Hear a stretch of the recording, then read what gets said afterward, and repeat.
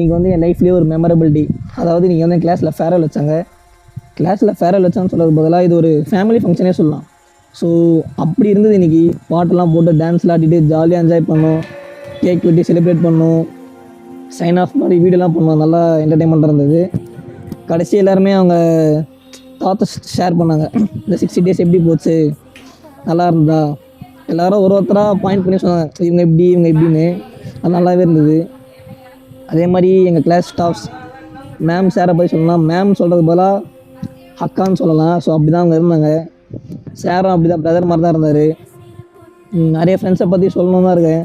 But ஆனால் அதுக்கு time பார்த்தாது. உங்களுக்கு ஓகேனா சொல்லுங்கள் ஃப்ரெண்ட்ஸ். அதுக்கு நான் தனியாக ஒரு வீடியோ போடுறேன். ஓகேனா கமெண்ட்டில் தம்ஸ் அப் கொடுங்க. அதே மாதிரி என்னையும் பேச சொன்னாங்க. நான் போய் பேசினேன். பேசும்போது நான் எமோஷ்னலில் அழுதுட்டேன். இப்போ கூட எனக்கு கண்ணெலாம் கலங்குது. எமோஷ்னல் ஆகிட்டேன்.